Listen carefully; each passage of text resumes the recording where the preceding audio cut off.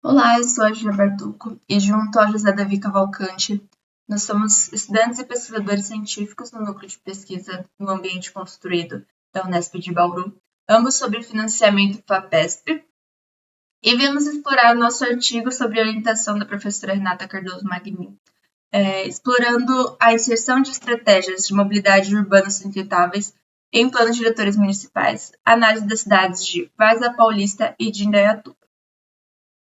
Bom, como objetivo, esse artigo ele propõe analisar em que medida os planos diretores de Várzea Paulista e Indaiatuba, ambos municípios pertencentes ao estado de São Paulo, vão incorporar a estratégia de mobilidade urbana sustentáveis alinhadas às metas da Agenda de 2030 e examinando a articulação entre o planejamento urbano, a equidade territorial e os objetivos de desenvolvimento sustentáveis. A escolha dos municípios de Várzea Paulista e de Indaiatuba justifica-se pela característica disso, que são cidades de médio porte, em respectivas regiões metropolitanas de Jundiaí e de Campinas, que enfrentam desafios típicos de mobilidade urbana, de contextos de expansão periférica e de baixa densidade urbana. A análise desses municípios ele fornece evidências sobre práticas, lacunas, oportunidades em contextos urbanos semelhantes. Então, iniciando uma caracterização mais específica de cada município, o município de Várzea Paulista ele apresenta baixa desdinamização econômica, apesar de ser 100% urbanizada, o que vai levar a população economicamente ativa a buscar trabalho e educação em municípios vizinhos, e evidenciando uma dependência funcional, especificamente a Jundiaí, qual a cidade conurbada, além de também São Paulo e Campinas. Então, essas circunstâncias elas trazem atenção às rodovias de conexão da Anhanguera, das Bandeirantes, e também em relação à antiga malha ferroviária que hoje atua a SPTM. O caso de Indaiatuba, embora Indaiatuba não seja conurbada a Campinas, ela vai apresentar fortes vínculos industriais e logísticos. Com relação às rodovias também a Anhanguera Bandeirantes, além da Castelo Branco, a Raposo Tavares, e também por conta do aeroporto de Viracopos, que se torna relevante para evidenciar essa intensa dinâmica pendular intermunicipal. Então, esses dois municípios evidenciam distintos perfis urbanos e dinâmicas de deslocamentos, refletidas também na composição das suas frotas de veículos. Aqui a gente tem um gráfico do crescimento da frota de ambos os municípios no período de 2002 a 2024. A gente traz atenção a duas fases distintas. Um período de crescimento acelerado de 2003 a 2008, que pode ser justificado pelo crescimento econômico, incentivos fiscais, um rápido desenvolvimento, e também uma segunda marcada por uma estabilização que vem pós o ano de 2008, que vem como resposta a esse crescimento anterior desordenado e também podemos citar o marco legislativo do Plano de Mobilidade Urbana, que veio em 2012, trazendo um símbolo de planejamento pensado a longo prazo. Então, essa dinâmica, ela reflete tanto os distintos tipos de perfis urbanos nos municípios, quanto as tendências nacionais de mobilidade. A metodologia adotada no estudo, ela teve uma abordagem qualitativa e de caráter exploratório e descritivo para avaliar os planos diretores de Várzea Paulista e Indaiatuba a partir de uma avaliação ex post. Então, a avaliação ela se dá do documento que já foi aprovado e está em vigência, né, na cidade. A análise, ela adotou os parâmetros que foram estabelecidos pela professora Maganin e complementados por outros documentos e outros autores de referência em temas como os Objetivos de Desenvolvimento Sustentável, estudos sobre o Estatuto da Metrópole e sobre os Planos de Desenvolvimento Urbano Integrado. Os critérios de avaliação, eles foram organizados em quatro temas. Então, no primeiro tema, faz-se a caracterização geral do plano, que é quando analisa-se o acesso ao documento, o tipo de legislação que aprovou aquele plano diretor em questão, o ano em que foi aprovado, se existe ou não anexos. Então, todas essas questões que ajudam a entender melhor o plano, como ele foi concebido. Após isso, busca-se então identificar os temas aderentes à política de mobilidade urbana sustentável no plano. Então, nessa etapa, busca-se entender quais estratégias o plano adota para conter o adensamento e a expansão, os instrumentos urbanísticos. Então, se o plano adere aos instrumentos urbanísticos que foram estabelecidos pelo Estatuto da Cidade, questões sobre impacto ambiental, sobre os modos motorizados e não motorizados, e também se o plano ele faz alguma menção ao plano setorial de mobilidade urbana. O terceiro tema, ele está relacionado ao alinhamento com as ODS. Então, busca-se então se o plano faz algum tipo de referência mais explícita sobre os objetivos de desenvolvimento sustentável e quais são as diretrizes estabelecidas e se o plano estabelece diretrizes para reduzir as desigualdades dos acessos e da mobilidade urbana.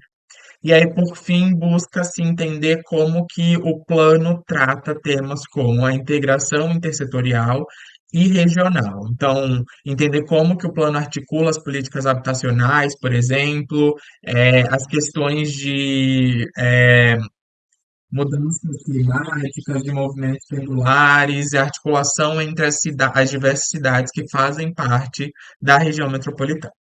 Após a localização desses temas dentro dos planos diretores em questão, busca-se entender se o tipo de abordagem que esses temas eles têm dentro do plano.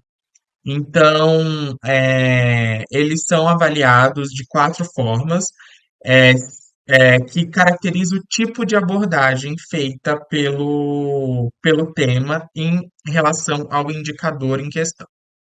Então, quando o indicador ele é abordado como não citado, significa que o plano não faz nenhum tipo de referência ao indicador em questão. Quando o plano aborda de maneira superficial, entende-se que o indicador ele foi citado no plano, mas que ele não é explicado de maneira mais ampla, ele não apresenta diretrizes e também não faz nenhum tipo de conexão mais explícita a outras questões do plano. A abordagem parcial, ela é entendida como se o plano ele apresentasse um certo indicador, mas que ele desenvolvesse esse indicador de maneira incompleta. E por fim, a abordagem completa é quando o plano ele cita e ele traz estratégias e ações de maneiras que são plenas. Então, esses pontos são plenamente desenvolvidos pelo plano. E aí, essa avaliação, ela foi conduzida de duas formas. Primeiro, de maneira isolada, então buscou-se esses indicadores em cada um dos planos, de Várzea Paulista e de Indaiatuba, e depois é, foi preenchido uma matriz de comparação para possibilitar identificar como que é o perfil da mobilidade urbana em cada um dos planos diretores avaliados. Os resultados, eles, nessa primeira etapa de caracterização, o que os indicadores resultaram. O acesso ao documento no plano diretor de Várzea Paulista é feito pelo site da Câmara Municipal, enquanto no de Indaiatuba é feito pelo site da própria Prefeitura. E a ressalva aqui vai para o plano de Várzea Paulista, que apesar de ter uma página específica para eles no site da Prefeitura, ele não conta com a lei integralmente no site da Prefeitura. Então, ela tem que ser buscada no site da Câmara Municipal. Ambos os planos foram aprovados como lei complementar. O plano de Várzea Paulista é mais recente, de 2024, do que o de Indaiatuba, que foi aprovado em 2022. Ambos os planos têm anexos e ambos os planos contaram com um processo participativo. A elaboração dos planos tem uma pequena diferença, porque o plano de Vaza Paulista foi elaborado em 1 ano e 2 meses, enquanto o plano de Indaiatuba demorou 3 anos. O processo de elaboração e de revisão demorou 3 anos. A previsão de revisão para o plano de Várzea Paulista é 2034, enquanto para o de Indaiatuba é 2032. Indaiatuba tem dois planos diretores anterior ao plano vigente, que é o de 2001 e o de 2010. É, esse plano, o plano vigente em Várzea Paulista, ele é a revisão de um plano que foi elaborado lá em 2016. Então, após um intervalo extenso de quase 18 anos. O que esses resultados indicam é que, embora os dois planos tenham sido feitos, aprovados como lei complementar, eles têm algumas diferenças quanto à sua regularidade de revisão, mostrando que Indaiatuba revisou o plano ali em períodos estabelecidos pelo Estatuto da Cidade, enquanto Várzea Paulista demorou um pouco mais para revisar o seu. E essa matriz também mostra como o acesso ao documento é feito de formas diferentes nos dois municípios. Com relação aos resultados obtidos através da matriz comparativa dos indicadores de mobilidade urbana sustentável nos planos diretores, os 18 indicadores propostos, quando a gente faz uma análise comparativa desses resultados nesses dois municípios, a gente começa a revelar diferenças e algumas convergências nessa abordagem dessas temáticas avaliadas. Em relação a gente traz destaque que em Várzea Paulista, 11 desses indicadores não alcançam uma abordagem completa, enquanto em Indaiatuba 12 não alcançam essa abordagem completa. Então, eles vão acabar tendo uma abordagem superficial a parcial. Então, são números semelhantes, né? E a gente também traz o destaque ao extremo de não estar citado, que em relação à Várzea Paulista, um indicador não é citado e em Indaiatuba 3 não são citados. Então, essas formas de abordagem, quando a gente passa a avaliar, a gente começa a entender, sendo as peças-chave sobre como se dá a abordagem desses parâmetros dentro do plano diretor. Então, por exemplo, em Indaiatuba, os que não são citados, apesar de ele ter uma abordagem mais estruturada e integrada, com destaque ao desenvolvimento orientado pelo transporte sustentável, e ele fazer, de fato, uma referência explícita aos objetivos de desenvolvimento sustentável, ter uma articulação política e regional ambiental, ele se destaca de maneira negativa por não abordar algum desses instrumentos urbanísticos que estão previstos no Estatuto da Cidade. Em contraposição, Várzea Paulista ele detalha esses instrumentos urbanísticos, mas ele acaba tratando mobilidade de forma mais genérica, dispersa, assim, e parâmetro que não é citado é, de fato, ele não tem uma missão direta às ODS.